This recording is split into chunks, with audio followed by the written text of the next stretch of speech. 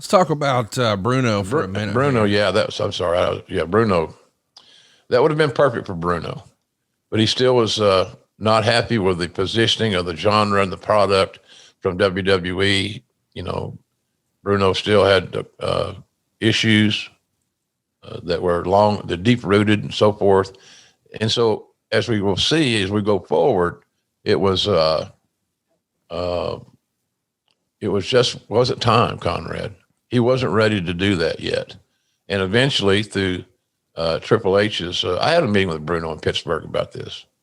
I flew to Pittsburgh to talk with him. I think Jerry McDivitt and I sat down with Bruno and his people. He was very polite to me. He's always been a wonderful man to me, especially when he found out I married a Pittsburgh girl. He said, I always knew you were pretty smart, but that proved it. I married a Pittsburgh girl. I said, well, I did pretty good out, kicked my coverage. I just think he was not ready yet. I didn't sense whatsoever the venom or any hate or anger. I sensed more frustration, and I'm just not ready to go back there yet type scenario. But it was a very cordial meeting. And so later on, as we know, he finally made a Hall of Fame appearance, and quite frankly, it was very emotional. And I know the crowd went nuts to see Bruno. It's hard to believe a guy like that. Bruno was so over. How many years? Like, it's kind of incredible. It is quite incredible. Frankly. Yeah. So anyway, that was the Bruno deal. But I just now remember that me and McNiven and I meeting Bruno in Pitt. And I'm sure little Jan was along for the trip. She wasn't at the meeting. But anytime I went to Pittsburgh or something, she had to go. So it was cool. Good to have travel. She was a nice travel companion. Let's talk about Andre's old traveling companion, referee Tim White. He hasn't been working as a referee since a Hell in a Cell match where he had been injured years prior to this, but he tries to do his first match back, or at least one of his first matches back, to see how his shoulder would hold up. And something happened on February 28th in Birmingham. It's during the Jericho Christian match. He's in the ring and favoring his right shoulder. It pops out of socket here, and it's popped back in later that night by the doctors. But Mike Chioda comes out to relieve him in the middle of the match, but Tim White didn't want to leave. But after a few near falls where he has to count with his left arm because his right arm at this point was useless, he reluctantly leaves in the middle of the match and Chioda takes over.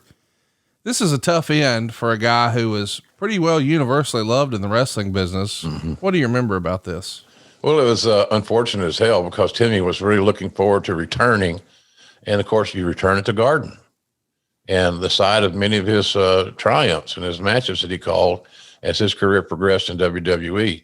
Timmy White was probably as universally liked as any performer, in categorizing the referees as performers, as anybody on the roster.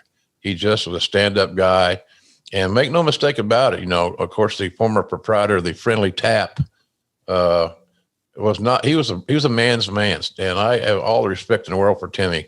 I've talked about this before, Connie. That the greatest trait we can have, at least in my view, in recruiting people, is reliability. Or signing people, or working with people. Are they reliable? Are they going to show up at their best every single time out? And Timmy White was that guy.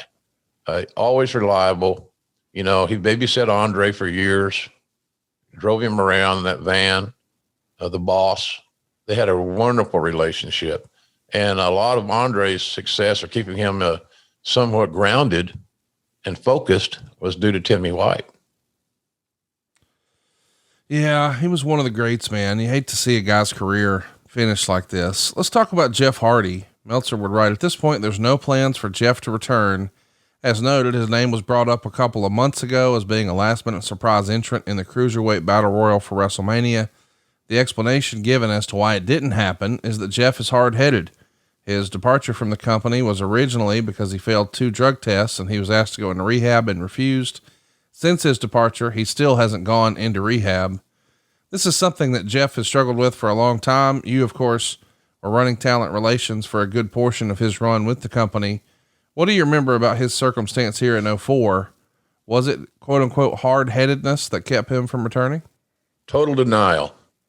Jeff was in total denial. Like a lot of substance abusers, He just didn't perceive that he had a big problem. It's nothing I can't handle. And so, when I remember sitting down and talking with him at a TV after the drug tests and so forth, and him appearing to be, affected, not in the right frame of mind, just on whatever pills he was taking. And I said, we only, we have this theory here, Jeff, that, we either solve problems or we eliminate them. And the way we're going to solve your problem, if you agree, is that we're going to send you to rehab and help you with why are you doing this? Why are you purposely valuing getting high over your career? You're not going to make any money getting high. You can make a lot of money as Jeff Hardy, the superstar. And he was getting a singles opportunity. It was coming up. He had great charisma, as we all know, phenomenal performer. But he said, I'm not going to rehab. I said, is that your final answer? You want to think about this and get back to me later today? So we got to decide today. Nope, I'm not going. There's no sense waiting. I'm not going. All right, then I guess you're basically telling me you're done, because we can't continue this way. It's not an option. We just can't do it. So, he was wrecking Corvettes, and he was all these things. He was missing death multiple times. So he was so well liked there. Jeff's such a lovable guy, and I'm so happy he's got that shit under control. Mm-hmm. And that's a blessing for him and his family. So, but he didn't believe he had a problem, and he's an old redneck and a country boy, and he just didn't want to. Maybe it's a sign of weakness I'm admitting to. So what? Now it's a whole different mindset when people talk about those that have drug and alcohol issues. Different deal. So I was really surprised at that decision, and when I told Vince, Vince couldn't. He was incredulous as well. You mean he's going to walk away from what we're going to push him? He's got a great opportunity. Yep. So apparently he'd rather get high as to come to work. And so luckily for everybody involved, for many, many obvious reasons, he's climbed that mountain, and he's looking down on a past drug and alcohol abuser. But man, he was primed. We talk about the reliability thing. There's no reason that Jeff Hardy would not have been a great WWE champion. Right.